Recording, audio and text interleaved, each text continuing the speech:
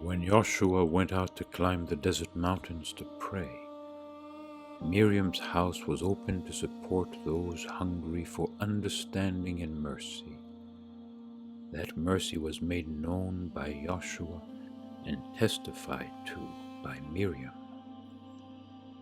Their different ways of speaking merged into a single revealing expression of the great mystery. Joshua's words contained the power of thunder. Miriam's words consoled the spirit. He called people to great effort and actions. She raised them up by showing them the easy way of faith and abandonment with the attitude of a mother. When he criticized religious leaders, she understood their limitations. Both spoke little of divine judgment, but rather of forgiveness.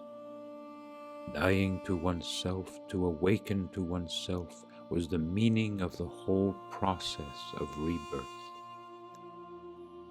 During Joshua's public appearances, Miriam's natural shyness took over, and she preferred to listen to him from afar. But sometimes small groups of people asked her questions, and she opened like a flower in the sunlight and enchanted the listener with a combination of joy and understanding, expressing all her ecstatic knowledge. Her eyes perceived the essence of the souls in front of her, and like Joshua did, when his gaze penetrated her and she abandoned herself, they also let themselves be seen. Joshua's presence electrified the atmosphere, and combined with Miriam's presence, soothed it.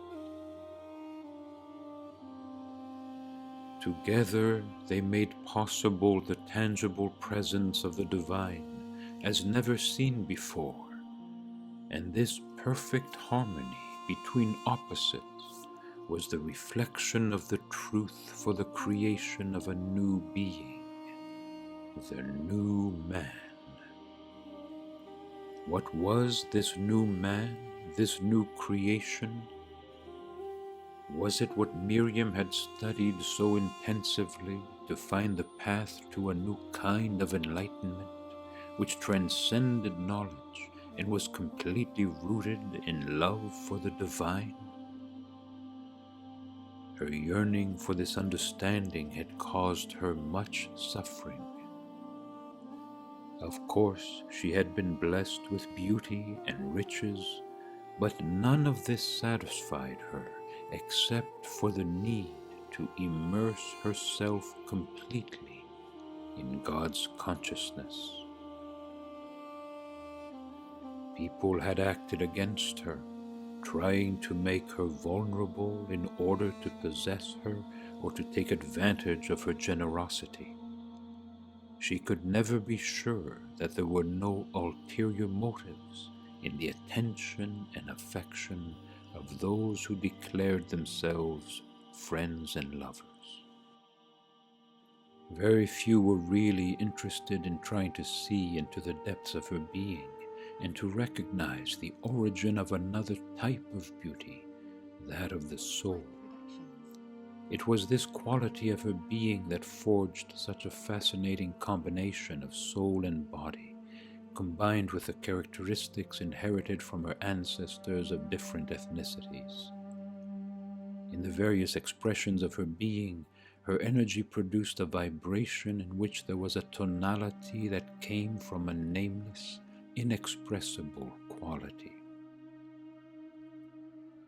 There was a strong feeling of being in front of an old soul, but it was more than that, because it was a kind of quality that was born from a deep suffering of the acceptance of events coming from the will of God, a suffering that had to be endured, faced, and transcended.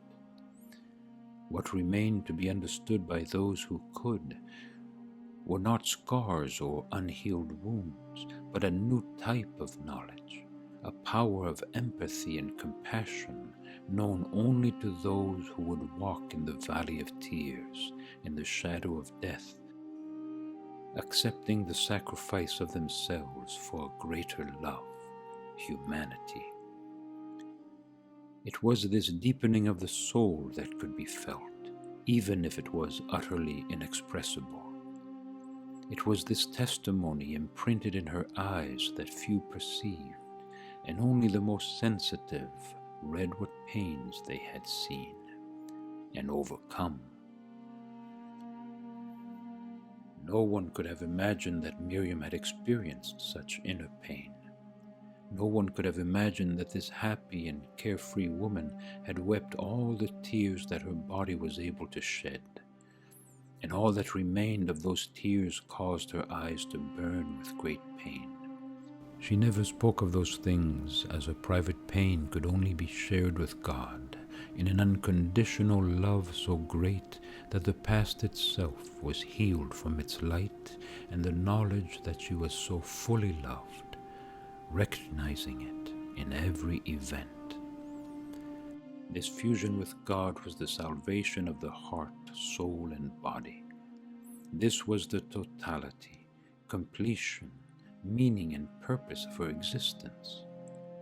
This was the very heart of God, and she had recognized it only in the eyes of Yahshua, the love she now shared with the one for whom she was born. Finally, she had found it with this new creation that would take humanity to a new evolutionary level.